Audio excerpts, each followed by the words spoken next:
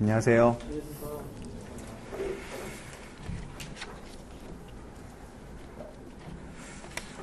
지방에 출장을 갔다 올라오느라고 조금 늦었습니다.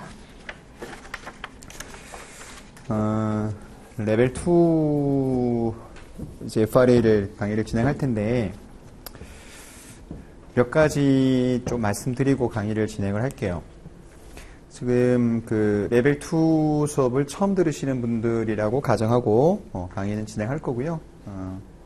한번 시험을 쳐보고 지금 재수강 하시는 분도 계시겠지만 동영상 보시는 분들 중에서도 일단은 처음 강의 듣는 거다 가정하고 제가 강의를 진행할 거고요. 레벨 1을 이제 치고 여러분들이 합격을 해보셨으니까 알겠지만은 레벨 1에서 FRA 시험 쳤을 때의 느낌하고 레벨 2하고는 좀 달라요. 그러니까 레벨 1은 여러분들 공부해 보셔야겠지만 테마가 되게 많죠. 막 여러 개 테마, 지금 기억이 전혀 나질 않죠. 이게 토픽도 많고 LOS도 많고 공부할 내용도 많고 짤막짤막한 것들, 소위 우리가 말하는 지저분한 게 많아요. 대신에 시험 쳐보니까 여러분들 뎁스는 어떻게 나오던가요? 아주 깊게는 안 나오죠. 그러니까 막 짤막짤막한 지식 정도를 물어봤던 게 레벨 1인데 레벨 2는 좀 틀려요. 레벨 2는 이게 레벨 1이 넓고 쭉 퍼져 있는 느낌이면 레벨 2는 컴팩하게 깊게 나와요. 그래서 이해가 되고 나면 오히려 저는 공부하는 게 더 수월하지 않나. 레벨 2가 이해가 안 되는 문제인데 이해가 되고 나면 레벨 2가 좀 수월하고 강의하는 사람도 레벨 2가 좀 수월해요. 레벨 1은 너무 테마가 많아가지고 막 이것도 해야 되고 저것도 해야 되고 막 이런 게 있는데 레벨 2는 그런 게 없어요. 그래서 배워야 될 테마가 딱 몇 개냐? 5개요. 딱 5개의 테마로 정해져 있기 때문에 시험에 나오는 토픽도 딱 정해져 있어요. 그 5개 중에서 항상 서너 개가 돌고 나오거든요. 한 3개가 나오는데 문제가 set problem이 레벨 2 FRA가 3개가 2개는 항상 predictable라는 게 나오고 하나는 운 좋으면 예상했던 게 나오고 운이 안 좋으면은 좀 이제 뭐라고 하나 좀 중요성이 떨어지는 테마, 우리가 좀 강의 때 깊게까지는 잘 안 하는 테마, 근데 공부하기 좀 싫어하는 테마가 하나 정도가 나올 때가 있는데 그건 한 3년에 한 번, 4년에 한 번 정도. 근데 그게 작년이었어요. 작년 레벨 2가 작년 레벨 2, 올해 레벨 2.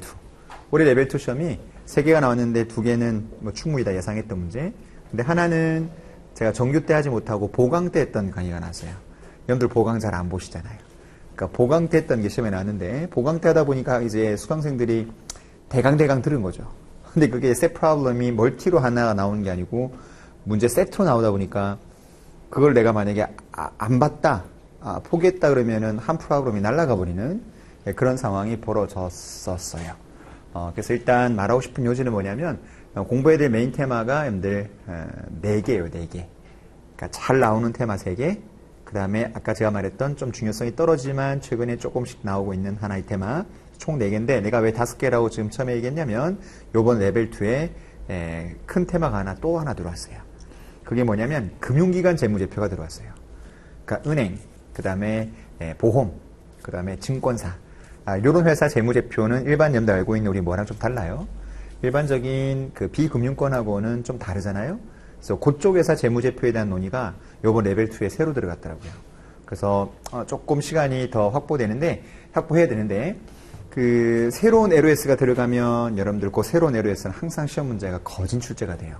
그 LOS가 새롭게 바뀌거나 들어가면 그래서 아마 제 예상은 지금 우리가 크게 3개의 set problem이 나올 것 같은데 2개는 우리 예상했던 주요 테마 3개 중에서 2개 나올 거고 하나는 새로 들어간 거에서 나올 가능성이 가장 높은 거라 보시면 되죠. 그래서 그렇게 여러분들 그 웨이트를 두고 여러분들 그 준비를 하시면 될 것 같은데 레벨 2에서 배워야 될 주요 토픽 5개를 제가 한번 정리를 해볼게요. 공부해야 될 우리 레벨 2에서 배워야 될 테마라고 생각하시면 돼요.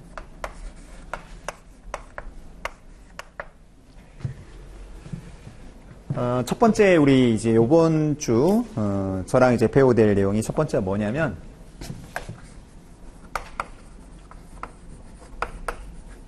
Intercorporate Investment라고 아마 제목이 되어 있을 텐데 스페이스 교재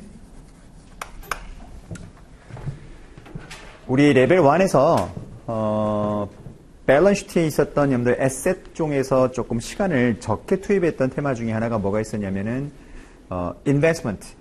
그러니까 다른 회사에 본드에 투자하거나 아니면은 주식에 투자한 케이스.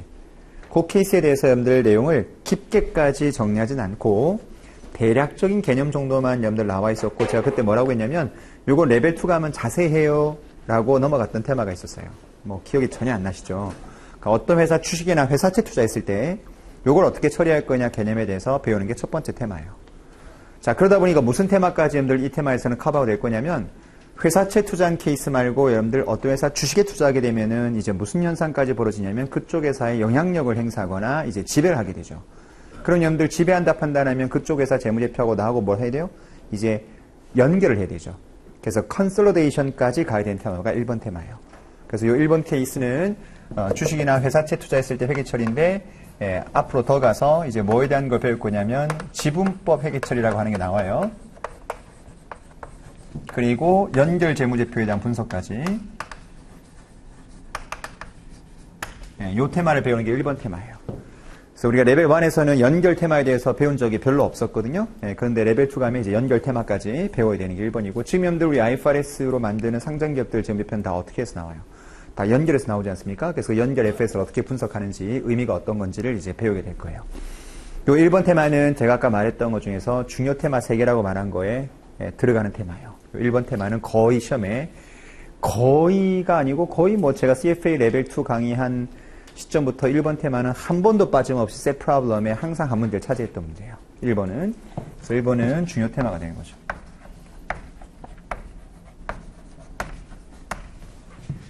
자, 그 다음 두 번째 테마는 어떤 테마냐? 두 번째 테마는 여러분들 이제 인플로이의 컴펜세이션 테마인데,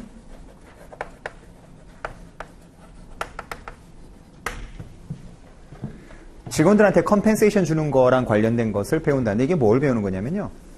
우리 직원들한테 컴펜세이션 주게 되면은 크게 이제 인플로이 입장에서 인플로이한테 주는 베네핏 하면 여러분들 뭐가 있겠어요? 인플로이 컴펜세이션 하면 첫 번째가 이제 샐러리가 있겠죠. 뭐 샐러리는 회계 이슈가 없어요. 그 다음 보너스? 큰 이슈 없고요. 이제 그거 말고 우리가 주는 여러분들 인플로이 베네핏 뭐가 있을 거냐? 대표적인 게 이제 퇴직금이죠. 그 다음에 스탁 옵션. 그럼 스탁 옵션과 여러분들마다 이 퇴직연금 주는 펜션, 요거에 대한 것을 요 이번 테마에서는 정리를 하게 돼요. 특히 뭐가 이슈냐면은 펜션이요. 퇴직연금. 아마 직장 다니시는 분들이 상당수 있을 거니까 알겠지만 DB형, DC형 요 가입했을 때 이게 파이낸셜에 어떻게 반영되는지, 특히 이제 DB형을 가입하게 되면 FS가 되게 복잡해지거든요. 그래서 레벨 1에서도 여러분들 뭐가 잠시 나왔었어요? 우리 DB형, DC형 잠시 나오는데, 제가 이거 레벨 1에서 시험 많이 안 나올 겁니다 했었죠? 많이 안 나오죠? 나왔었나요? 아마 안 났을 텐데, 그 퇴직연금은 여러분들 제가 이제 요 레벨 2에서 강의하는 거 들어보시면, 아, 이게 레벨 1에서 나올 수 없었던 테마구나. 굉장히 복잡해요. 그러니까 이해하기 가장 힘든 테마가 저는 개인적으로 이 두 번째 테마라고 생각하거든요. 그래서 여기서는 뭘 배우는 거냐면, 퇴직연금에 대한 회계처리, 펜션, 특히 DB 타입, 그리고 and 뭘 배우냐면 스탁 옵션을 배워요. 스탁 옵션이라고 해놓고 스탁 베이스드 컴펜세이션이라고 보는 게 맞겠네요. 주식을 기준으로 뭔가 직원들한테 컴펜세이션 해주는 거죠. 그 대표적인 게 스탁 옵션 같은 거 말하는 거예요. 근데 외국 회사들 보시면은 스탁 옵션 주는 경우도 있지만, 뭐도 있냐면 스탁 그랜트라는 것도 많아요. 외국계 기업들, CEO들 보시면 본사 쪽에 주식을 그냥 주는 거죠. 대신에 주는데 문제는 뭐냐면 일정 기간 동안 근무하지 않으면 팔 수 없게 만들어버려요. 그러니까 restrict 되는 거죠. 그러니까 restricted 된 스탁 그랜트를 받아요. 그런 다음에 한 3년 근무하면은 그 restriction이 풀리죠. 그럼 주식을 자기가 마음대로 팔 수 있는 이제 그런 조건이 부여되는, 그 기간 동안은 voting right도 없고, 뭐 그런 형태로 주는 경우도 있거든요. 그래서 그걸 다 통칭해서 뭐라고 하냐, 이걸 stock based compensation이라고 통상 불러요. 근데 우리나라는 보통 상장 기업들이 stock grant는 별로 없고 stock option 형태로 주는데, 그 행사 방법이 보통 두 가지가 있죠. 행사를 하게 되면은 내가 행사가를 주고 신주를 교부받는 방식이 있고, 아니면 행사하는 시점에 행사가 그때 주가 차이만큼을 돈으로 보전해주는 방법이 있고, 그래서 보통 상장 기업들 공시한 거 다트해 보시면은 현금 결제형 또는 신주 교부형으로 스탁 옵션을 교부했습니다라고 공시가 되어 있다고요. 그러면은 행사자가 선택할 수 있는 거지. 돈을 내고 주식을 받던가 싼 가격에, 아니면 그때 행사만큼 차이만큼을 현금으로 그냥 받아버리던가. 두 가지 방법이 있는데 그건 나중에 자세히 설명드릴게요. 그래서 둘 중에 선택할 수 있다. 뭐 그렇게 보통 교부하는데, 그거를 어떻게 분석할 건지를 배우는 게 두 번째 케이스라고 보시면 되고. 아까 주요 테마 3개라고 하는 것 중에 2번도 들어가요. 2번도. 별표 그냥 이렇게 맞출게요. 2번도 주요 테마에 들어가요. 그러니까 요 1, 2, 3이 메인 테마예요. 레벨 2에서. 그래서 시간도 아마 1, 2, 3번 요 테마에 거의 8, 90% 제가 쓸 것 같아요. 그 다음 3번 테마가 뭐냐? 3번 테마는 여러분들이 foreign currency에 대한 걸 배워요. foreign currency.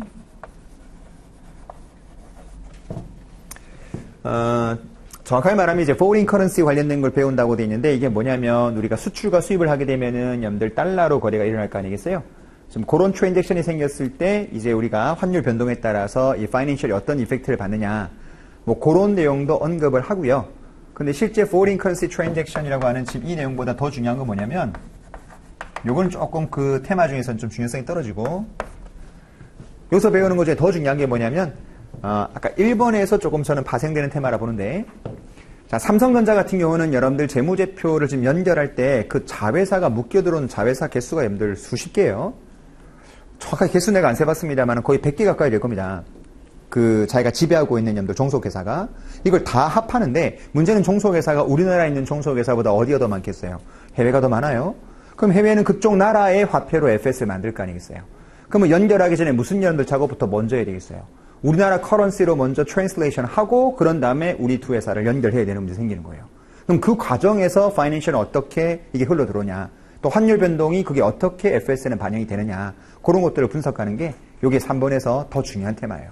그래서 이거는 뭐에 대한 거냐면 이 foreign currency로 돼 있는 이 파이낸셜을 이 트랜슬레이션 어떻게 할 거냐 환산 그걸 어떻게 트랜슬레이션해서 그걸 어떻게 연결을 할 거냐 요 테마로 이제 수렴되는 게 세 번째 테마예요. 요것도 아까 메인 테마 3개라고 하는 것 중에 요 3번도 메인 테마에 들어가는 거죠.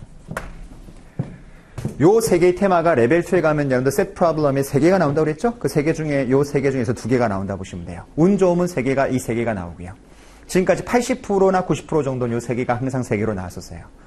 그런데 이제 작년도 이제 올해 시험에 CFA 레벨 2에서는 요 3개 말고 여기서 2개가 나오고 나머지 하나가 뭐가 나왔냐면 이 4번이 나왔는데 이 4번이 뭐냐면 요게 Evaluation of Earnings Quality라는 게 있어요.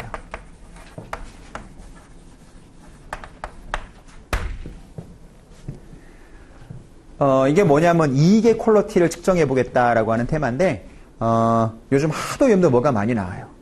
분식 사건이 많이 터지죠. 근데 솔직히 여러분들 우리 애널리스트가 파이낸셜을 여러분들 가지고 분석을 했는데 그 결과가 나왔음에도 불구하고 만약에 그 파이낸셜 자체가 여러분들 만약에 분식이 된 재무제표라고 한다면은 내가 분석한 건 별 의미가 없어지는 거잖아요, 이게요. 그러니까 먼저 애널리스트가 애널라이즈 하기 전에 이 파이낸셜에서 보고하고 있는 숫자 자체 어닝 퀄리티가 얼마나 좋냐는 것은 보고하는 이익 자체가 이게 실제 믿을 수 있는 이익이냐 혹시 분식 징후는 없느냐 이런 것부터 먼저 스크리닝하고 들어가는 게 우선 아니겠냐는 거죠. 그래서 이 테마는 여러분들 솔직히 어떤 거랑 조금 더 밀접하냐면 여러분들 애널리스트들이 공부하는 테마보다는 저희 같은 이 CPA들 오디터 회계감사를 수행하는 감사인들한테는 훨씬 더 중요한 테마라고 생각을 개인적으로 하고 제가 이 4번 테마 가서는 여러분들 강의를 이걸 제가 작년에 보강을 했었거든요. 근데 여기서 이제 셋 프로블럼이 하나 튀어나온 거예요. 근데 이게 이 4번 테마가 여러분들 솔직히 요 1번, 2번, 3번 테마보다도 더 자세히 할 수 있는 테마가 4번 테마예요. 저 같은 경우는 이제 회계감사인이니까 훨씬 더 이쪽을 더 이제 깊게까지, 이렇게, 더 인발브 되는 업무를 하는 사람인데, 너무 압축이 돼 있거든요. 내용 자체가. 그러니까 뭐 한 줄 한 줄을 풀어서 이걸 다 케이스로 설명하면 굉장히 시간이 많이 걸리는 테마라서, 요게 공부하기가 조금은 힘들어요. 왜? 숫자가 거의 없이 전부 다 말로 돼 있거든요.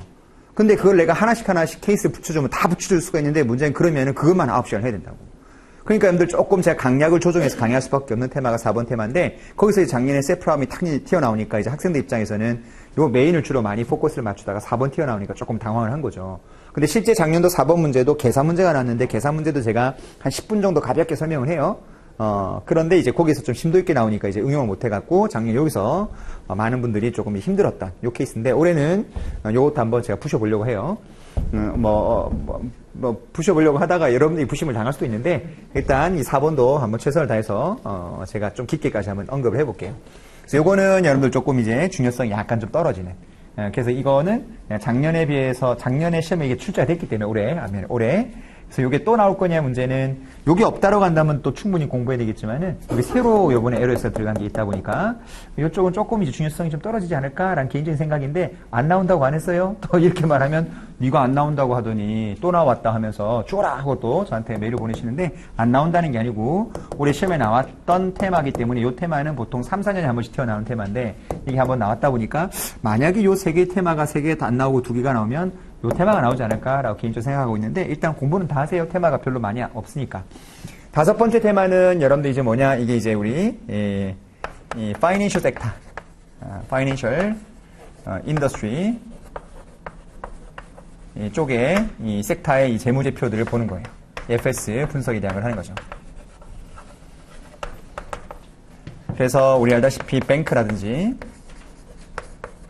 그 다음에 우리 보험, 인슈런스 컴퍼니라든지 뭐 요런 데들, 뭐 증권사 요런 데도 FS 보시면은 여러분들 한 번도 본 적이 없으실 것 같긴 한데 보시면 재무제표가 쉽지가 않아요. 그래서 저 같은 경우도 한 4년 전쯤에 4년 됐나요? 한 5년 됐나요? 4년 정도 됐나 보다. 그 레벨 1 저한테 수업 들은 분이겠지만 이제 우리 투자증권이 지금 NH증권 넘어갔잖아요. 그때 이제 증권사 그 우리 투자증권은 뭐 신문에 났던 기사니까 뭐 지금은 이게 상관없겠죠. 우투증권이 나왔을 때 매물로 그때 그 매수 잠재적 매수자가 세 군데가 있었거든요.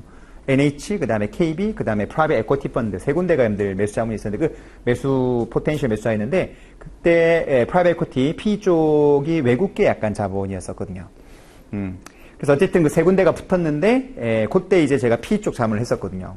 그래서 이제 그 우투증권하고 우리 저축은행, 뭐 우리 아비바생명 보험사, 그 다음에 투자자문 네 군데가 그때 패키지 딜로 나왔었거든요. 이건 신문에 뭐 나왔던 기사니까 제가 뭐 내부적인 건 아니까 나왔었는데 그때 이제 공적 자금 투입된 금융기관이잖아요. 우리 금융그룹이 그걸 이제 공적 자금 회수한다고 이제 매각을 했었는데 그때 이제 좀 가치가 있다라고 이제 시장에서 회자가 되고 있던 회사는 이제 우리 투자증권 정도밖에 없었고 좀 이렇게 말하면 녹화하는데 좀 그런가? 나머지 그 회사는 시장에서의 반응은 크게 가치를 쳐줄 수는 없지 않느냐.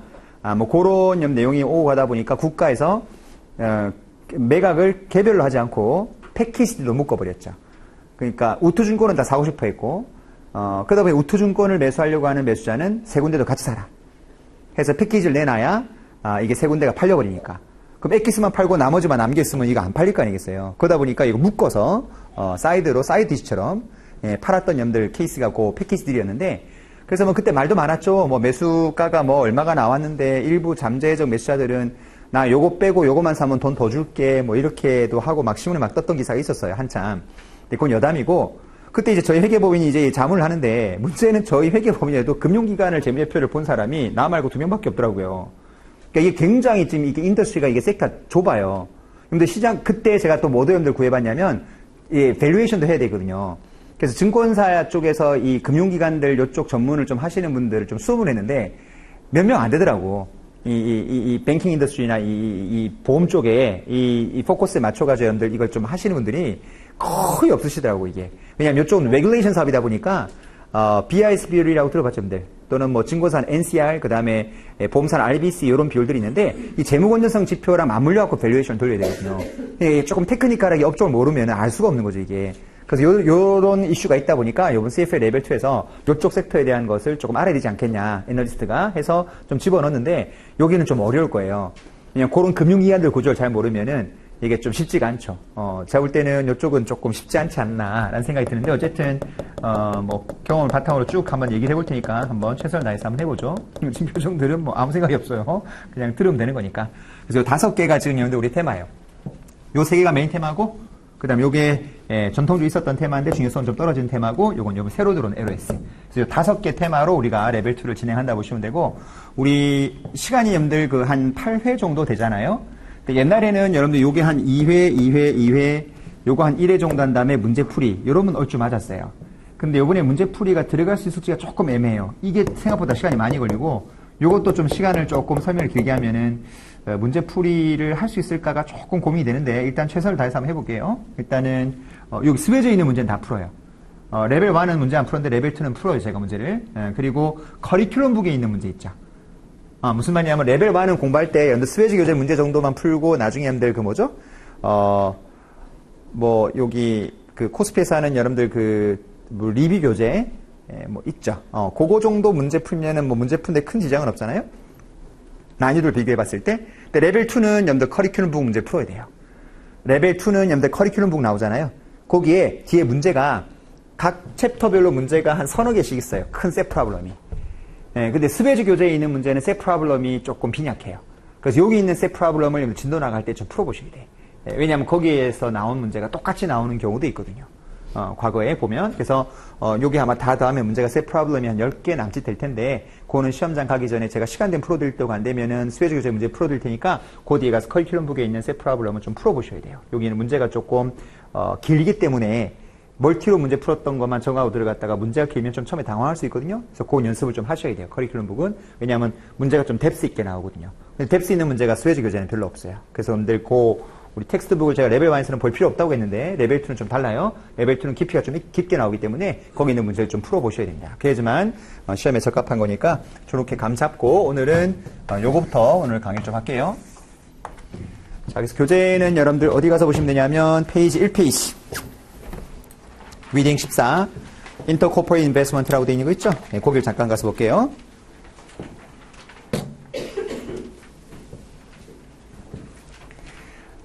그 이그젠 포커스 제일 처음 보시면 저자가 참 재밌는 말 써놨어요. 이 챕터는 뭐가 없다고 돼 있죠? 쇼컷이 없다. 열심히 연락에 한번 해봐라. 뭐 이렇게 지금 언급이 되어 있는데 일단 여러분들 혹시 이제 금융기관 다니시는 분들은 여러분들 좀 아시겠지만 최근에 요 금융상품에 대한 여러분들 기준이 우리나라도 바뀌었죠. 2018년도에 보통 이제 신문에서는 IFRS 9이라고 그래요. IFRS 9이 도입돼서 여러분들 금융기관들은 여러분들 자산부채 회계 처리에 따라서 익스포저도 굉장히 리스크가 달라지고 조금 이제 많은 영향을 받았는데 오늘 이 인터코퍼레이트 인베스트먼트 강의하면서 요번에 새로 바뀐 IFRS 9이 어떤 여러분들 효과를 주고 있는지 그런 것들도 제가 강의를 좀 하면서 설명 좀 드리도록 그렇게 할게요. 일단 밑에 여러분들 잠깐 보시면은요. 모듈 1에 제일 먼저 뭐부터 여러분들 하라고 돼 있냐면 클래시피케이션 나오면서 categories of intercorporate investment에서 캐테고리부터 먼저 한번 나눠보라고 돼 있는데 거기 잠깐만 여러분들 거기 밑에 LOS 잠깐 보시면 쭉 여러분들 첫 번째 네 줄에 분류하는 방법에 대한 내용이 쭉 나와 있는데 요렇게 먼저 보시면은 여러분들 좀 이해가 잘 안 되고요. 요렇게 먼저 제가 먼저 설명해 볼게요. 잠깐 보시죠. 우리가 이제 캐피털 마켓에서 보시면은 이제 자금을 조달하는 쪽이 있을 거고, 그 다음에 그 자금 조달 시장에서 투자를 하는 쪽이 있을 거고, 이제 양쪽이 아마 이제 이렇게 파티가 있겠죠. 보트 파티가 있을 텐데, 실제로 우리 인베스터 쪽을 주로 포커스 맞춰서 이제 여기서는 하는 거예요. 그러니까 누구 입장이냐면 이쪽 입장을 보는 거예요. 근데 솔직히 여러분들 이 파이낸셜 마켓 근무하시려면은 어떤 쪽이 오히려 더 여러분들 좀 잘 해야 되냐면 이쪽을 또 잘 해야 돼요. 회사가 자금 조달하는 측면에서 여러분들 증권사 중간 일 많이 하잖아요. 자금 조달의 스킴 짜주고, 이런 것들 잘해야 되기 때문에 실제 좀 아쉬운 거는 우리 FRA 시험에서 레벨 2가 이쪽에 해당되는 내용을 조금 더 이제 물어보는 챕터에 있으면 참 좋겠다라고 저는 개인적으로 생각을 해요. 물론 제 강의 힘들겠지만, CB, BW, 교환사채, RCPS, 영구채, 이런 거 많잖아요. 교환사채, 이런 거 되게 많은데, 그런 것들에 대한 어떤 스킴이나 아니면은 그런 거 재무제표에 어떻게 반영되는지, 이런 것들을 좀 많이 배우면 시험에서 되게 도움 되거든요. 도움이 돼요. 왜냐하면 이게 자금 조달 구조를 실제 증권사가 다 짰는데 이게 FS에서 무너져 버리면 이게 딜이 진행이 안 되는 경우도 있거든요. 실제. 그래서 여러분들 들어가면 토탈 리턴 수업이라고 혹시 TRS라고 들어보셨어요?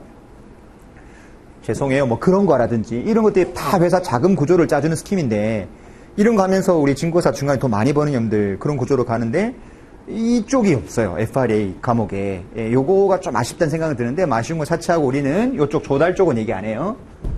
투자 쪽을 얘기하는 건데, 어차피 우리 조달 시장에서는 보시면 여러분들 크게 두 가지가 있잖아요. Debt Security 시장이 있고 이제 Equity Security 시장이 있을 텐데, 요거 두 개가 혼재해서 발행되면 보통 하이브리드라고 하고, 그 다음에 이게 데트인지 에콘인지 애매한 것들을 보통 뭐라고 하죠? 메자닌이라고 하죠. 메자닌. 그러니까 1층과 2층의 사이 증권이라고 보통 메자닌이라 많이 부르잖아요. 그러니까 메자닌 하면 보통 많이 언급되는 게 우리 포스코나 아니면은 두산 인프라가 발행했던 영구채 같은 거. 그러니까 영구채라고 하는 것은 채권인데 실질적인 만기가 없는. 그러니까 금리는 준다고 돼 있는데 의결권은 없는데 만기는 거의 없는 주식처럼. 뭐 이렇게 발행하면 요 두 개의 어떤 성격이 혼재되는 거죠, 이게. 그런 게 보통 이제 매잔이라고 하는 그런 증권들인데, 이제 그런 것들까지는 우리가 뎁스 있게 들어가진 않고 그냥 아주 스트레이트한 것만 얘기해요. 그러면 뎁트는 일반적인 본드. 그 다음에 에코티는 그냥 깨끗하게 스탁. 요렇게만 보지 뭐가 섞이거나 이런 거는 지금 논의하는 게 아니에요. 그건 실무가서 좀 더 배우도록 하고, 요거는 그냥 쉽게 본드라고 생각하면 되고, 요거는 쉽게 그냥 뭐라 보시면 되냐면 그냥 주식이라고 생각하시면 돼요. 이게 뎁트냐 에쿼티냐 이것만 이슈 갖고 한 3시간은 들으셔야 되거든. 진짜 이슈가 많이 있는데. 그래서 IPO 뭐 이 컨설팅 같은 거 하거나 할 때도 잘못 짜주면 IPO 발목 잡히고 막 그래요. 이거 회계 모르면은. 근데 그런 건 나중에 좀 실무가 더 배우도록 하고. 자, 이제 뎁트가 있고 이제 에쿼티가 있는데, 우리 알다시피 뎁트를 발행하게 되면 여러분들 돈이 들어오면서 부채 잡히는 거고, 에쿼티를 발행하면 캐시가 들어오면서 에쿼티가 느는 거죠. 발행자 쪽은 여기 갈 거냐 여기 갈 거냐가 중요한 테마가 돼요. 근데 인베스트먼트 쪽에서는 여러분들 어차피 다 뭐에 잡히는 거죠? 에셋 쪽에 잡히는 거예요. 그러니까 위아래 구분이 크게 실익이 없는 거죠. 투자한 사람 입장에서는. 자, 일단 그렇게 감 잡고, 이 뎁트하고 에쿼티의 그냥 차이가 뭐냐를 간단하게만 한번 회계적 관점이 아니고 그냥 직관적인 어떤 상식적인 관점에서만 차이점을 한번 얘기해 보자고요. 레벨 많이 들었던 분들은 기억이 날 텐데, 일단 여러분들 뎁트 같은 경우에는 보통 우리가 뭐라고 하냐면 이거를 픽스드 캐시플로우라고 하죠. 주식은 보통 이제 베어리어블이라고 하고, 지금 특징을 왜 나열해 보는 거냐면, 애매하게 발행되면 이게 뎁트 쪽이냐 에쿼티 쪽이냐 구분할 때 이런 것들이 판단하는 기준이 되는 거다라고 생각하시면 되거든요. 그러니까 당연히 얘는 무슨 개념이 존재하냐면 만기 개념이 존재하죠. 만기 개념이. 만기가 없으면 연도 캐시플로가 얼마인지가 지금 내가 확정할 수가 없는 거잖아요. 근데 얘는 뭐가 없죠? 만기 개념이 없죠. 이건 maturity 개념이 존재하지 않는 거예요. 그래서 여러분들 두산인프라나 포스코가 영구채 발행했을 때, 영구채라는 게 여러분들 형식은 채권이잖아요. 형식은 채권인데 이게 뭐다? 이게 부채냐 발행한 포스코 입장에서 이게 에코티냐가 이슈가 되게 많이 돼서 신문에 굉장히 회자가 많이 됐었죠. 2015년도 때. 그래서 금융감독원 금융위에 여러분들 금감원이 먼저 질의를 던졌다고요. 두산인프라하고 포스코가. 이게 뎁트의 에코티예요. 형식은 채권인데요. 만기가 없어요. 실제 만기가 없는 건 아니고요. 어떤 조건이냐면 만기가 30년 조건인데 30년 지나면 우리가 뭐 할 수 있냐면 만기를 연장할 수 있는 옵션이 있어요. 이슈어가. 그럼 지가 원하면 또 만기 30년 연장할 수 있는 거죠. 그럼 여러분들 지가 마음만 먹으면 언제든지 뭐 연장해서 이 maturity를 계속 익스텐션 할 수 있으니까 거의 만기가 없는 거랑 똑같지 않느냐. 그래서 보통 신문에서 영구채라고 불렀거든요. PB라고 하죠. perpetual bond. 이걸 발행을 했는데, 그럼 이게 뭐냐가 애매한 거예요. 우리나라 최초로 발행했거든요. 이 영구채라는 게. 보통 우리 분들 corporate finance 가면 이 PB를 배우는지 모르겠지만은, 저도 학생 때 PB가 저희 재무관리 공부할 때 책에 있었어요. 저도 공부하면서 영구채를 처음 봤을 때 만기가 없는 채권이래요. 미친 거 아니야 하고 내가 지웠더니 기억이 나요. 어떻게 만기가 없지? 했는데 제 살아생전에 영구채를 보게 된 거죠. 두산인프라하고 포스코가 영구채를 우리나라 최초로 발행을 해버렸어요. 뭐가 이슈였겠죠? 뎁트냐? 에쿼티냐? 이슈가 된 거예요. 그래서 금융감독원에 질의 던지거든요. 포스코가. 그 금감원은 뭐라고 했냐면 에쿼티라고 그래요. 만기가 없으니까. 야, 형식이 중요한 게 아니야. 실제로 만기가 없으면 이거 거의 주식이랑 똑같은 거 아니야? 이렇게 봐버린 거죠. 이해되세요? 그런데 금융위 있죠. 금융위. 금감원 위에. 금융위에서는 이걸 또 뎁트로 보라고 했어요. 금감원하고 금융위가 의견이 틀려요. 여러분 삼바로이스 케이스도 보시면 알잖아요. 금융감독원에서 감리 걸었는데 금융위에서 뭐라고 했어요? 다시 한번 잘 생각해봐 라고 돌리면서 뭔가 이제 분식 포인트는 여러분들 좀 다르게 잡아가지고 지금 검찰에 기소한 건 아시죠? 여기 CFA 강의 듣는 거 맞죠? 신문지상에 여러분들 삼성 바이오로직스 이슈 나온 거 여러분들 검찰에 기소 넘겼다고는 하지만 여러분들 금감원이 기소했던 거하고는 전혀 다른 거로 넘어갔어요. 금감원이 시비 걸었던 것은 지금 아예 검찰에 넘어가지도 않았습니다. 내막을 좀 아셔야 돼. 내가 작년부터 강의할 때 삼바로이스 이슈 나오면서 이거 절대 상패 안 된다 이거 이슈. 이거 녹화하는구나. 될 수 있어요. 될 수 있는데 될 개연성은 상당히 낮을 것 같다. 이건 이게 좀 그래요. 그게 판단이 많이 개입되는 건데 우리 배운다 여러분 여기 가서 내가 이거 알려줄게요. 관계예산이야 종속예산 이슈였거든요. 오늘 배울 건데 그게 이슈를 내가 그때 가서 얘기해 드릴게. 금감원은 그거 시비 걸은 거거든요. 근데 금융위는 그거는 좀 더 생각해봐 라고 돌려보내고, 그런데 금감원이 확 찔렀는데 언론도 분식이 다 터졌는데 금융위 입장에서 야 다시 생각해봐 그냥 돌려보내면 금감원 입장이 뭐가 되겠어요. 그러니까 금융위가 뭐다? 금감원이 시비 안 걸었던 걸 시비 걸어서 올렸거든요. 왜 그런 계약이 있는 걸 주석에 공시를 안 했니? 주석 공시가 안 된 걸 갖고 이제 시비를 걸었다고요. 금융위는. 나중에 설명 좀 드릴게요. 그러니까 여러분들 주석 공시가 안 돼 있는 거고 이 숫자가 막 틀어진 거하고는 좀 다른 개념이거든요. 주석에 한 줄 들어가고 안 들어가는 거의 페널티하고 숫자가 여러분들 틀어지는 거하고는 여러분들 완전히 다른 게임이거든요. 그러니까 여러분들 그거를 검찰에 넘겼다. 분식은 맞으니까 검찰에 기소는 할 수 있어요. 근데 그거에 대한 어떤 형량을 판단해 봤을 때는 주석 공시는 여러분들 양정 기준이 굉장히 생각보다는 숫자가 틀어지는 것보다는 좀 이게 약간은 좀 완화돼 있다고 이게. 숫자가 잘못 들어간 거하고 말이 안 들어간 거하고는 조금 더 뭐라고 하나 기준이 틀려요. 페널티 기준이. 그러니까 조금 소프트하게 여러분들 걸어버린 거죠. 그러니까 여러분들 3자가 다 행복한 거예요 지금.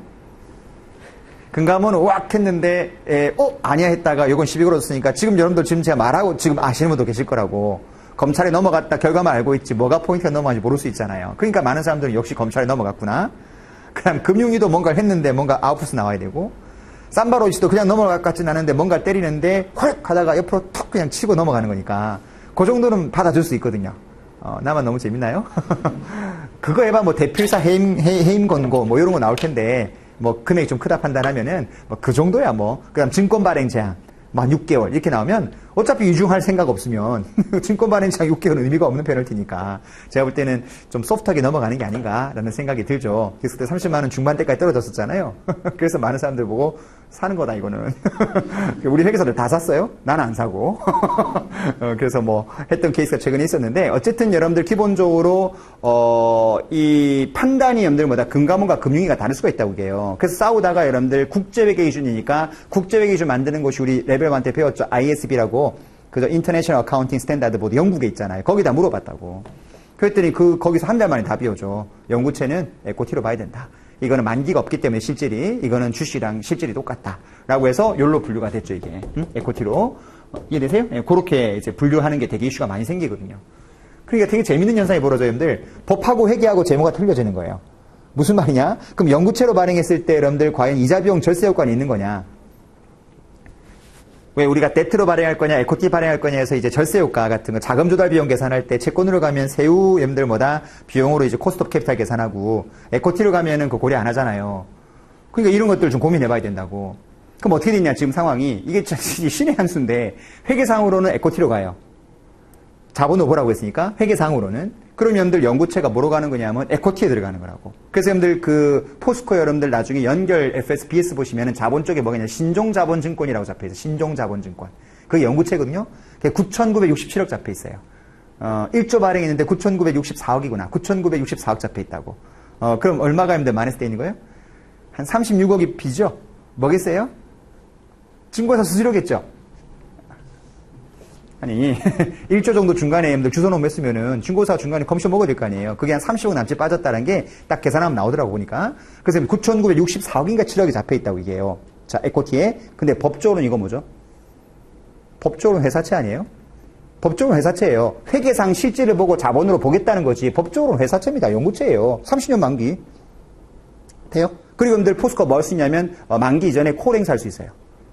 조기 상환권도 있다고. 내가 원하면 갚을게. 라고도 되어 있습니다. 금리가 좀 높아요. 금리가 4% 중반대 정도 된다고. 포스코 신용등급의 4% 중반대면 높죠, 금리가. 그래서 이 연구채 발행할 때 금리가 조금 높게 발행된 게 아닌가라는 생각을 좀 하고 있는데, 근데 뭐 1조인데 뭐 4%대 해봐야 뭐 1년 나가는 금액 400억이니까 뭐 큰 부담은 없고. 자, 어쨌든 여러분들 그렇게 발행을 했는데, 문제는 법적으로는 이게 뭐가 되는 거냐면, 채권이거든요. 그럼 회계상은 자본이니까 여러분들 법적으로는 뭐로 주겠어요? 이자로 주겠어요? 배당으로 주겠어요? 이자로 주는 거죠. 투자자들한테는 이자로 주는 겁니다. 왜냐면 법적으로 채권이니까 이자로 줘요. 이자로. 근데 회계상은 여러분들 자본으로 보라고 돼 있으니까 이자 줄 때 회계처리 뭐로 돼 있겠어요? 배당으로 돼 있다고. 그래서 자본 변동표를 봐야지만 나와요. 손익은 안 나온다고. 손익에 이자 비용이 연구체에 대해서 뭐가 나오냐면은 그 자본 변동표를 알죠? 자본 변동표 거기 보시면 뭐가 나오냐? 리테인드 어닝 거기 감소분에 신종자본증권에 대한 이자라고 나온다고. 그러니까 딱 보면 무슨 말인지 이해가 잘 안 되잖아요. 이자인데 왜 리테인드 어닝이 마이너스지? 이게 뭐다? 주주 에코티로 보는 거다 보니까 주는 돈도 배당으로 봐야 된다 논리인 거죠. 그러니까 리테인드 어닝이 마이너스가 돼 있다고 이게. 지금 이해되시죠? 자, 그런데 이건 회계상이에요. 세무상으로 물어보냐? 세법은 법이잖아요. 법이잖아요. 법은 형식이 더 중요한 거거든요. 법은 형식이 중요한 거예요. 실질이 뭔지 모릅니다. 계약서가 채권이라는 거지. 그러다 보니까 그만큼의 리테인드 어닝주에 반영하면서 재무제표는 반영돼 있지만 세금 계산할 때 여러분들 우리 기억나죠? 텍스 레컨실레이션 할 때는 다르게 보잖아요. 이게 뭐로 가냐면 디덕터블 아이템이 돼요. 회계상은 비용이 아니지만 세금 계산할 때 비용으로 인정해줘. 이자로. 이해돼요? 그러면 포스코 입장에서는 손익에는 비용 반영하지 않고 세금 계산할 때 비용으로 빼주는 거니까 이거 되게 좋은 거죠. 회계상 이익은 좋게 보여주면서 세금 계산할 땐 비용 빼주면 이게 제일 좋은 거거든요. 그럼 세금은 안 내게 해준다는 겁니다. 그럼 무슨 효과가 있는 거죠? 절세 효과가 있는 거죠. 그럼 포스코를 만약에 외액을 계산한다고 하면 연구체는 자본이 있지만보다 이거는 기본적으로 이자 비용 절세 효과만큼 반영하셔야 된다고. 세금 목적상 절세 비용이 생기니까. 그래서 연구체는 그런 장점이 있었던 거예요. 그러면 여러분들 포스코 입장에서는 연구체 발행했을 때 또 하나의 그때 왜 연구체 발행을 고민했던 거냐면 왜 여러분들 아시죠? 포스코가 지하자원 개발 투자하면서 여러분 MB정권 때 여러분들 지하자원 투자를 되게 많이 하다가 부채를 좀 많이 끌어다 쓰는 바람에 부채비율이 많이 올라갔어요. 그러다 시용 등급이 2단계가 강등이 된다고. 그러니까 조달금리가 올라갔죠. 그 상태에서 여러분들 그 무디스나 S&P에서 여러분들 시용등급 평가할 때 제일 많이 보는 지표가 뭐냐면 debt EBITDA 비율이거든요. 분자가 debt, 분모가 EBITDA예요. 지금 느낌 이해되죠? debt라는 것은 부채를 말하는 거고 interest bearing debt, 그다음 분모는 EBITDA는 보통 영업 캐시플로우를 말하는 거잖아요. 그러니까 이 영업 캐시플로우 얼마만큼 이자를 debt를 갚을 수 있는 여력이 있나를 갖고 시용등급을 판단할 때 제일 많이 본다고 지표를. 근데 시용등급이 2단계 떨어진 상태에서 또 부채를 조달해버리면 여러분들 debt가 증가하니까 시용등급이 또 떨어질 수 있잖아요. 그렇다고 유중을 하기에는 연도 주주들한테 엄청난 부를 훼손시키는 행동이니까 그러다 보니까 발행한 게 영구채였거든요. 그럼 영구채 발행하면 자금은 조달되면서 여러분들 어디에는 표시가 안 됐어요? debt에는 표시를 안 하고 발행할 수 있으니까 이게 시용등급에 영향을 주지 않는 상태에서 자금을 1조 이상 조달할 수 있는 그런 스킴이 나왔던 거죠. 그때 또 뭐가 여러분들 또 신문에 떴어요. 자본이라고 여러분들 국제기준위원회에서 여러분들 그 의견서 받고 난 다음에 자본의 표시를 했잖아요. 했더니 이제 무디스와 S&P에서 뭐라고 했냐면 나는 그 debt로 보겠다. 시험 심평사들이 나는 시험 평가할 때 debt로 보겠다고 한 거예요. 그러니까 또 이제 포스코나 두산인프라 입장에서는 왜 에코티라고 했는데. 그래서 결론이 뭐가 난 줄 아세요? 미국 시장도 마찬가지고요. 지금 현재 우리나라도 그 연구체 같은 거 발행한 케이스는 어떻게 debt EBITDA 비율을 구한다고 되냐면 심평사들이 5대5로 가요. 그러니까 1조로 발행하면 5천억은 데트, 5천억은 에코티로 심평을 한다고 하더라고. 그게 그냥 이 업계 프랙티스예요. 연구체 같은 거 발행하면 그렇게 돌아가는 거거든요. 그러니까 이런 게 여러분들 자금 조달 이슈에서는 되게 많아요. 그런 것들이. 이제 그런 걸 배우면 참 재미가 있는데 그런 게 또 실무에서 알아야지만 또 도움이 되고. 근데 이제 그런 것 쪽이 아니고 이제 우리 투자 쪽을 얘기하는 거니까 다시 돌아와서 어쨌든 어디에 투자하냐에 따라서 여러분들 성격이 틀려지니까 좀 다시 한번 구분해 보는 겁니다. 자, 두 번째는 여러분들 알다시피 얘는 뭐가 없냐면 voting right이 없죠. 얘는 voting right이 있고요. 물론 있다라고 했을 때 여러분들 뭐다? 있는 여러분들 주식은 우선주는 아니겠죠? 무슨 주 말하는 거다? common shares 말하는 거. preferred shares는 원래 의결권 없죠. 정관에 따로 명시하지 않으면 우리 preferred shares는 여러분들 의결권이 원래 없는 거고 보통주는 의결권이 보통 있는 우리 특별히 말 없으면 보통주 얘기할게요. 그러니까 보통주는 의결권이 있는데 채권은 보통 의결권이 없죠. 이런 것도 차이점이라 볼 수밖에 없고요. 가장 큰 차이점 두 가지만 한번 얘기해 본 거예요. 이걸 알아야 분류를 좀 이해할 수 있으니까 자, 요 여러분들 흐름하에서 이제 들어갈게요. 자, 이쪽 투자자 입장을 지금부터 얘기합니다. 제가 설명 쭉 다 하고 교재 볼게요. 자, 일단 여러분들 분류를 이렇게 나눌게요. 여기 debt에 투자하는 케이스하고 우리 투자자 중에서 그 다음에 equity에 투자하는 케이스하고 둘로 나눠서 갈게요. 일단 처음에 투자했을 때 이거 investment in financial asset이라고 하는 카테고리가 있어요. financial asset.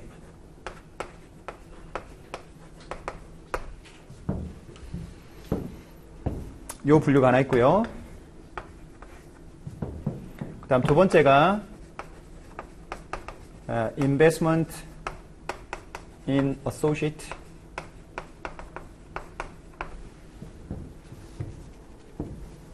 그 다음 세 번째가 용어를 조금씩 다르게 쓰니까 이 책에서 뭐라고 표현했나 잠깐 볼게요. 비즈니스 컨비네이션도 있구나. 이렇게 표현할게요.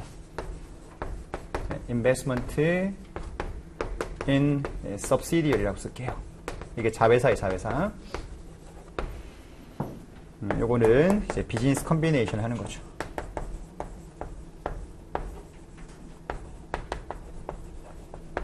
써놓고 설명드릴게요. 자, 봐요.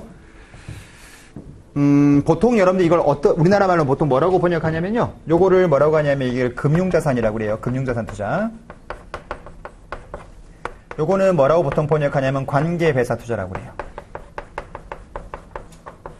요거는 뭐라고 보통 번역하냐면 종속기업 투자라고 하고요.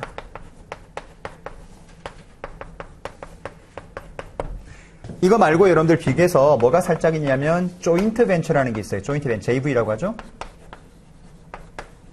이거는 보통 공동기업 투자라고 그래요. 좀 알아놓으세요. 어차피 우리나라에서 실무하시는 분들이 많을 테니까. 근데 근데 미리 말하지만 공동기업 투자는 여러분들 이게 어디 범위 안에 들어가는 거냐면 여기 안에 거의 들어가 2번 안에요.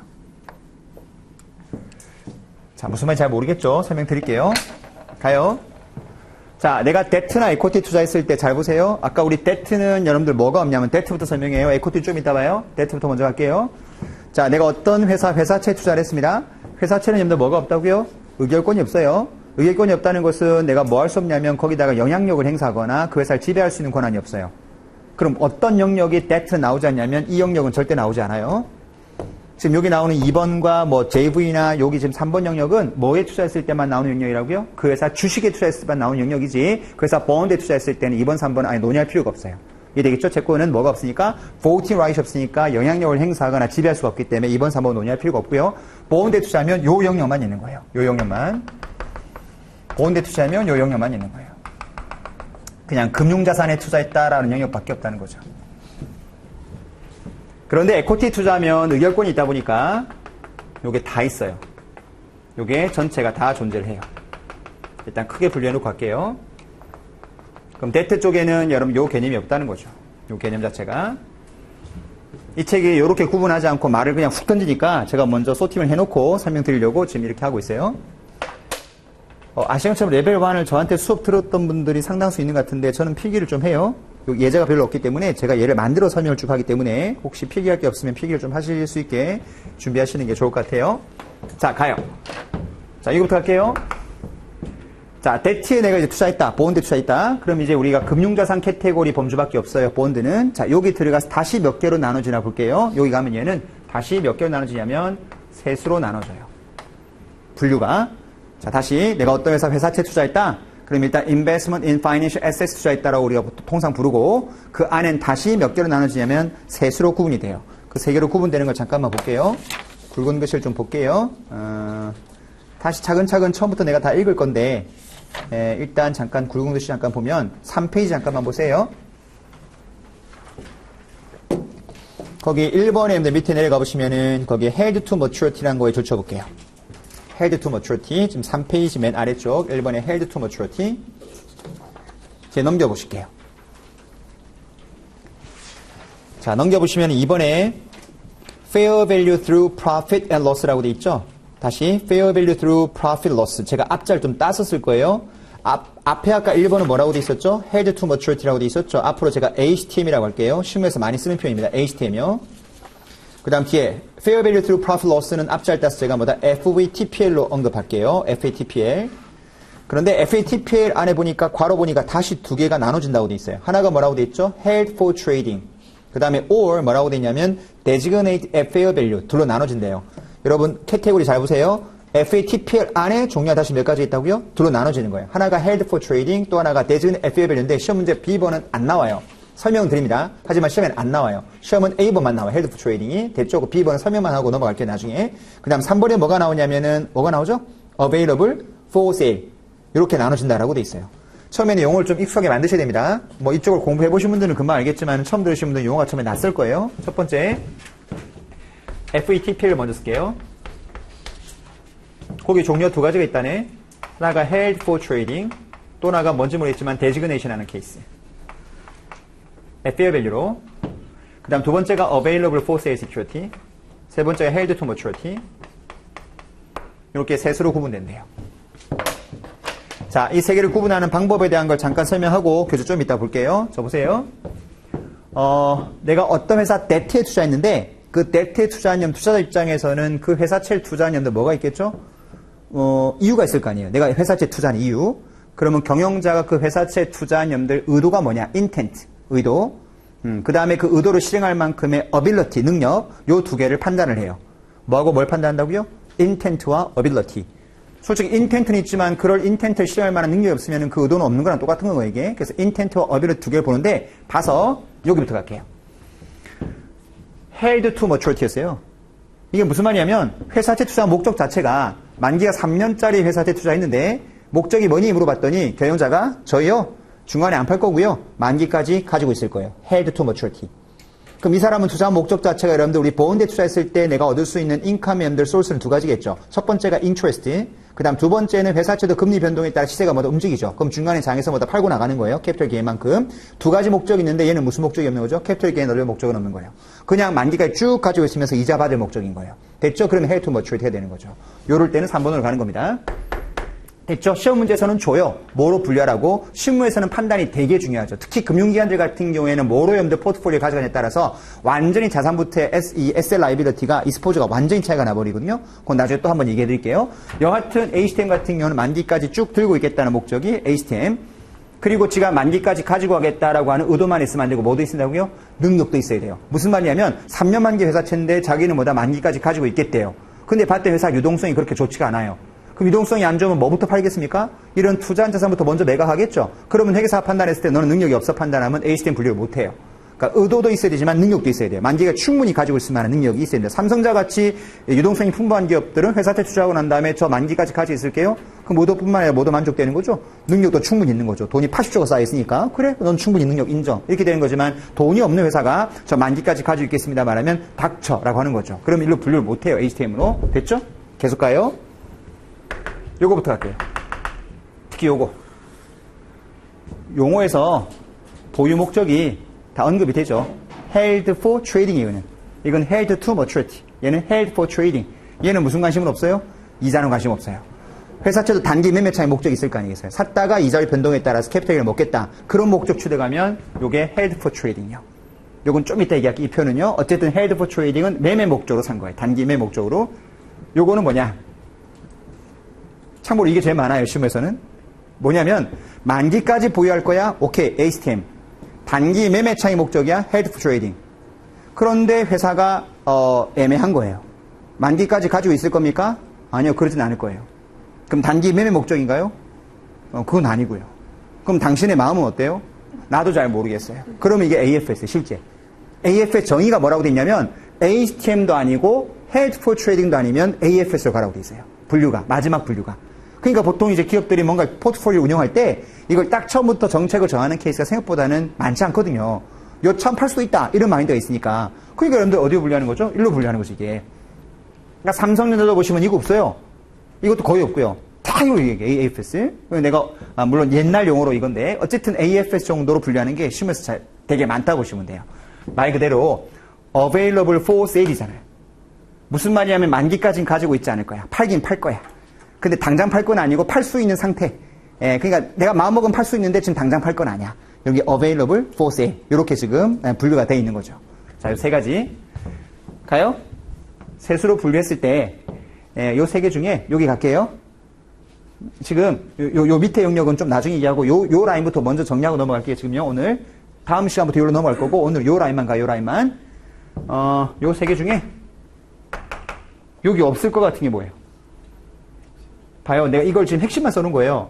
voting right이 있으니까 주식은 뭔가 상대방한테 영향력도 행사하고 지배할 수 있는 게 있지만은 debt는 그게 없으니까 여기 없다. 대신에 얘는 만기라는 개념이 있지만 얘는 만기 개념이 없다. 그러면 debt는 만기가 있으니까 held to maturity 개념이 나오지만 주식은 뭐가 나올 수 없어요? 이게 나올 수가 없다고 이게. 그러니까 이건 얘는 나올 수 이게. 요거는 그대로 가고요.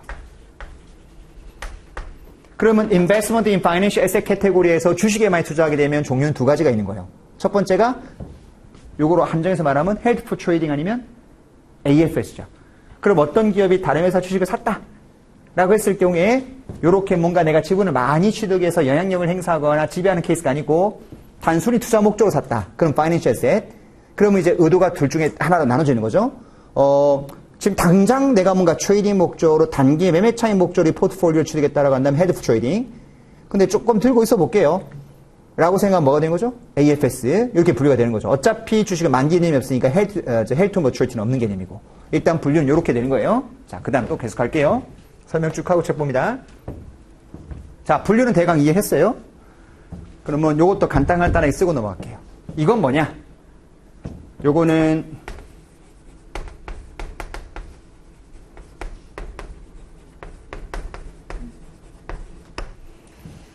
자, 여기는 누구는 논의할 필요가 없죠? debt는 논의할 필요가 없어요. 자, 내가 주식에 투자했는데 지분율이 미미해요. 투자 목적으로 그냥 산 거야. 그럼 investment in financial asset. 근데 내가 그 회사 투자 목적 자체가 영향력을 행사하려고 샀어요. 이게 영어로 significant influence라고 하는데 이걸 보통 우리나라 말로 유의적인 영향력이라고 그래요. 유의적인 영향력을 행사하기 위해서 지분을 투자했다라고 한다면 이제 카테고리가 바뀌어요. 이건 단순 투자가 아니야. 이거는 너네 회사 관계 회사에 투자한 거야. 그럼 보통 이게 지분이 몇 % 이상 되면 보통 significant influence 가지고 있나 보냐면 20%가 넘어가는 케이스부터 29% 포함해서 보통 이제 50% 이하. 예, 그러면은 유의적인 영향력이 있는 거로 봐야 되지 않느냐라고 돼 있어요. 지금 제가 보여준 지분율은 하나의 예시예요. 무슨 말이냐면 20%가 안 돼도 significant influence에 있다 판단하면은 지분법 쓰는 케이스가 시험에서 은근히 많아요. 그러니까 뭐라고 되냐면 20%와 50% 사이 정도 지분이 있으면 별다른 반정이 없으면은 significant influence에 있는 걸로 봐야 된다라고 돼 있어요. 그럼 반대로 말하면 반정이 있으면은 이 레인지가 꼭 절대적 기준은 아닌 거죠. 그렇게 이해하시는 게 맞아요. 오케이. 그럼 이런 경우 있겠죠. 내가 지분이 10% 들고 있어요. 그런데 그 회사 보드 멤버가 지금 5명인데 우리 회사 출신의 이사가 거기 보드에 2명을 차지하고 있어요. 그럼 상당 부분 의사결정에 관여하겠죠, 이게? 그럼 이건 significant influence가 있는 걸로 봐야 돼요. 이건 이제 회사가 판단하는 문제예요. 이게 관계사냐 아니냐는 판단을 해봐야 되는 거니까. 요게 이제 관계사입니다. 그럼 얘는 뭐냐? 얘는 내가 완전히 그 회사를 지배하는 거예요. 컨트롤하는 거죠. 컨트롤하려면 여러분들 지분이 당연히 얼마 이상 돼야 되겠어요? 당연히 50%가 넘어가야 되겠죠. 그러면 내가 완전히 그 회사를 지배하는 거잖아요. 그럼 그 기업을 뭐라고 하는 거죠? 종속회사라고 그래요. 대강 이해되시고, 종속이 됐다는 것은 그 회사는 거의 나랑 똑같은 이코노믹 엔터티로 보는 거예요. 그럼 두 회사는 공시하고 난 다음에 합해야 되겠죠? 그래서 뭐 한다고요? 두 개를 나중에 합하게 돼요. 여러분들 알고 있는 연결 재무제표 만드는 대상이 바로 이게 되는 거죠. 연결 FS라는 게 요 영역이 되는 거예요. 컨설러데이션이요. 자, 그럼 이것도 이해되지 않습니까? 여러분, 조인트 벤처가 뭐예요? 조인트 벤처가 보통 5대5 넣는 거예요.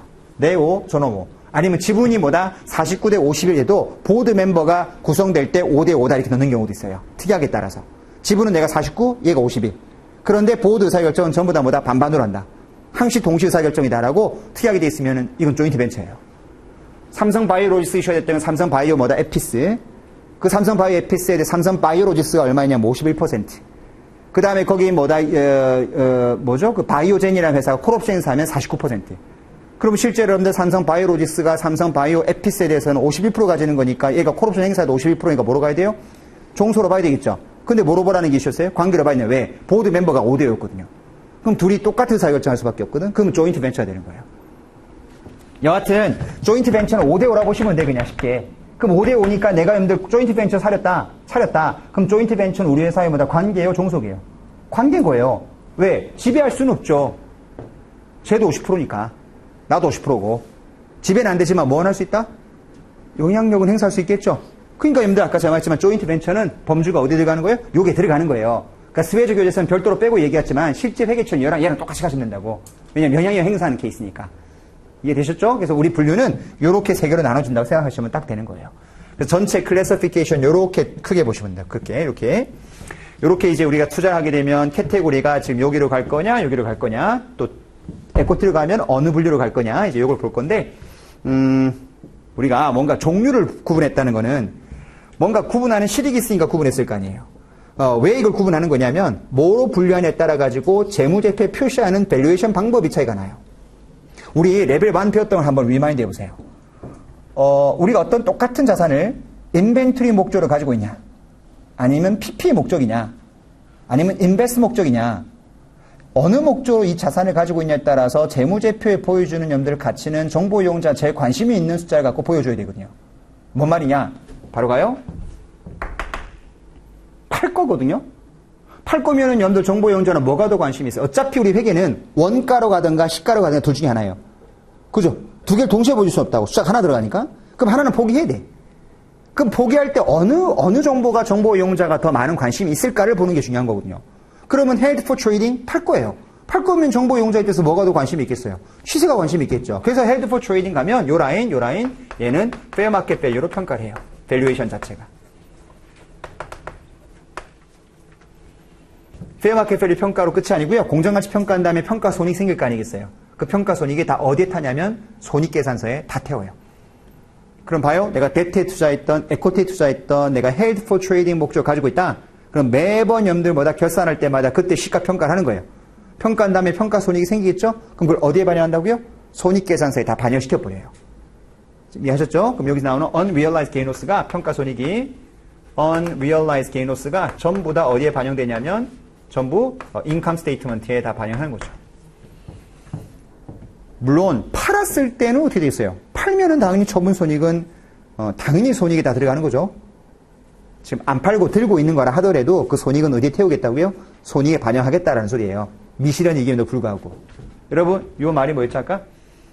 fair value 평가를 하는데 through 그 손익을 어디를 통과시키겠다고요? profit and loss에 태우겠다는 거죠. 공정가치로 평가하면서 그 손익을 profit, loss에 태우겠다. 그 소리거든요. 그래서 FETP에 우리나라 말로 단기 손익 인식 금융자산이라고 번역을 하죠. 뭐라고요? 단기 손익 인식 금융자산. 더 어려워요, 한국말이. 그냥 fair value TPA. 됐죠? 요거로 그냥 기억하시면 돼요. 실무에서는 보통 약자를 많이 쓰거든요. FETPA라면 다 알아들어요. 요게 공정가치 평가. 요건 어떻게 할까요? 요 HTM 요거. 뭐 주식은 HTM이 없으니까. 자, 내가 어떤 회사 뎁트에 투자했는데 목적이 HTM이에요. 만기가 들고 있을 거예요. 그러면 정보 이용자 입장에서는 무슨 정보는 의미가 없죠? 시가는 관심도 없어요. 왜? 중간에 안 팔 건데 시가가 무슨 의미가 있어요?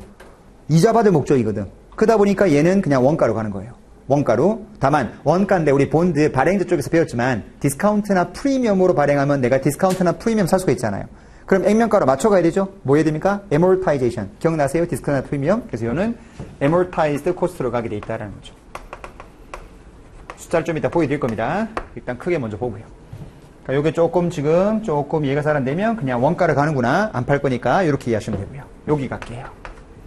AFS요. AFS는 일단 원가로 가는 게 맞을까요? 시가로 가는 게 맞을까요? 일단 생각에 일단 시가로 가는 거예요. 왜냐하면 이것도 팔긴 팔 거니까. 만기까지 가지고 있지는 않을 거거든요. 만기까지는 가져가지 않을 거다, 팔 거다, 시가평가. 다만 당장 팔지는 않을 거예요. 그러다 보니까 얘는 시가평가를 하긴 하는데 그 평가손익을 넷인컴에 태우진 않아요. 넷인컴에 안 태우는데 뭔가 이익 난 것을 유보시켜 놓은 놈들 이곳이 있었죠? 어디였나요? 우리 OCI. 기억나세요? 그래서 BS의 AOCI. 기억나죠? Accumulated OCI 쌓이는 거기에 들어가는 거예요. 거기에.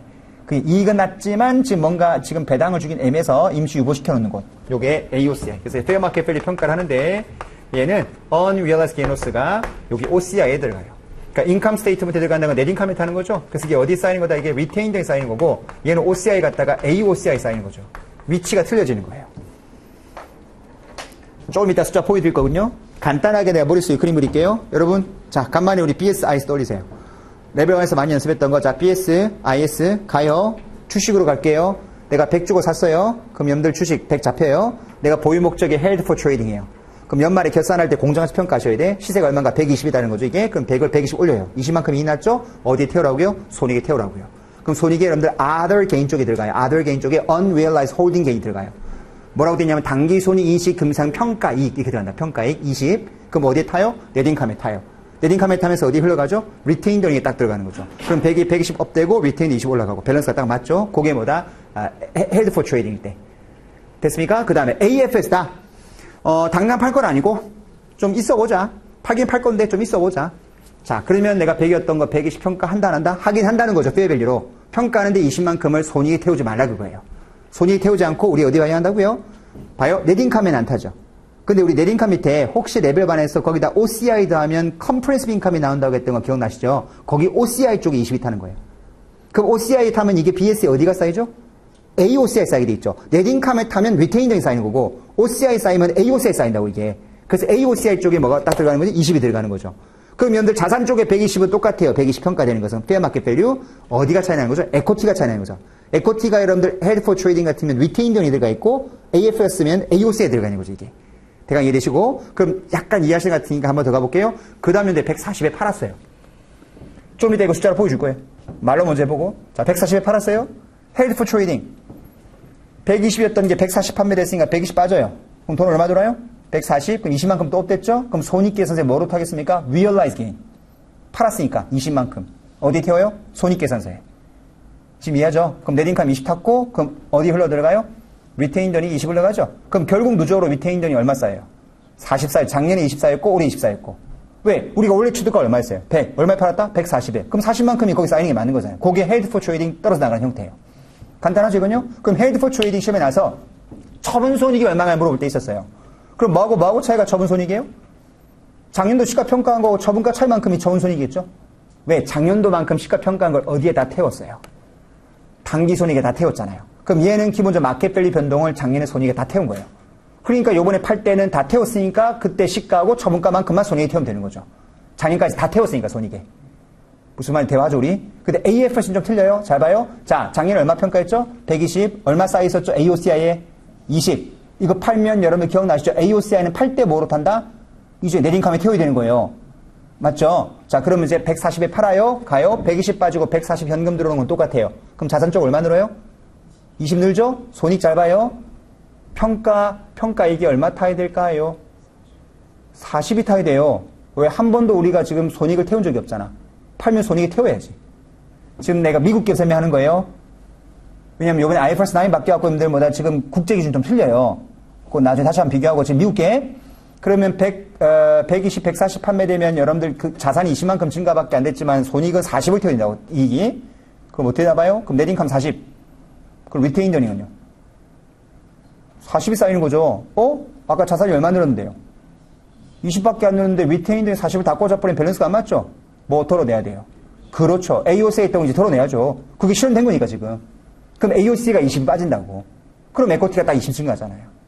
이해되죠? 그럼 뭐 결론적으로 말하면은 여러분들 다 팔고 나면 이게 헤드 포 트레이딩이었던 AFS든 간에 다 팔고 나면 리테인들이 얼마가 딱 쌓이면 되는 거예요? 40 쌓이면 되는 거예요. 왜? 내가 늘 말했던 거 있잖아요. 현금주의나 발생주의는 나중에 같아져야 된다고. 100에 서서 결국은 140 한 거잖아요. 그럼 40만큼이 거기 잉여금에 쌓여 있어야 된다고, 이게. 그렇게 돌아가는 게 뭐다? AFS가 되는 거죠, 이게. 다만 여러분들 헤드 포 트레이딩은 넷인컴에 태워서 리테인들이 꼽고 AFS 같은 경우에는 넷인컴에 태워서 리테인에 반영하는 게 아니고 왜 AOC에 쌓아놓는 거냐는 개념적인 설명을 해보면 설명 방식은 여러 가지가 있는데 일단 자산 쪽에 둘 다 공정가치 평가한다는 개념은 이해하죠. 팔 거니까 공정가치 평가하겠다. 그 개념은 오케이. 그럼 한 놈은 왜 넷인컴을 태우고 한 놈은 이제 OCR을 태우냐 문제인데 일단 미실현 이익이니까 여러분들 어디에 태워서는 안 되겠다 생각은 먼저 들어요. 넷인컴에 태워서 리테인전이 들어가면 이게 배당 재원으로 요구 들어올 수 있으니까 배당 재원을 확보하려면 여러분들 이게 미실현 이익을 들어가게 되면은 본 자산을 팔아야지만 현금 유입이 되는 거니까 미실현 이익은 웬만한 반영해서는 안 된다 논리가 나오는 거잖아요. 그럼 AFS 논리는 이해돼요. 당장 팔 게 아니니까.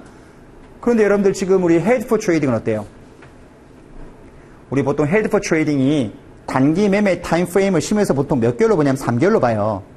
사서 3개월 내에 파는 것들은 보통 헤드 포 트레이딩 간다라고 보통 분류하거든요, 회계사들이. 그럼 생각해봐요.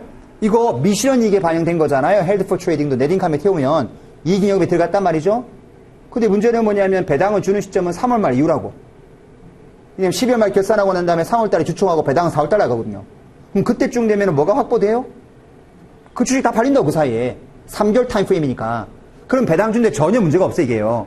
그 실무적으로 보다 넷인컴에 태워도 헤드 포 트레이딩은 배당 준데 전혀 문제가 없고요. 이론상으로는요. 그리고 이미 우리나라 상법상에는요, 넷인컴에 태워서 리테인딩에 반영해도요, 미실현 이익은 배당 지원으로 못 써요. 미실현 이익은 아예 배당을 못 주게 법적으로 돼 있다고. 그러다 보니까 여러분들 그 이익잉여금에 쌓여있는 것 중에서 미실현 이익은 빼라고 돼 있거든, 상법에. 거기에 대표적인 첫 번째 조항이 뭐라고 돼 있냐면, 요 헤드 포 트레이딩 단기 평가손이 돼 있다고. 이거는 배당 못 준다고 막아놨어, 법에서 우리나라는. 그러니까 뭐 전혀 문제가 없어요, 이게요. 태우더라도. 그러면 이제 실적을 보여줄 때 보통 헤드 포 트레이딩은 일반 여러분들 제조업이 많겠어요? 아니면 금융기관이 많겠어요? 100% 금융기관이에요. 그럼 금융기관의 입장에서는 이 포트폴리오 매니지먼트의 정책이 자기 손익이거든, 이게. 그러면 실적을 보여줘야 된다고, 정보 이용자들한테. 그러다 보니까, 오케이, 헤드 포 트레이딩, 넷인컴 태워.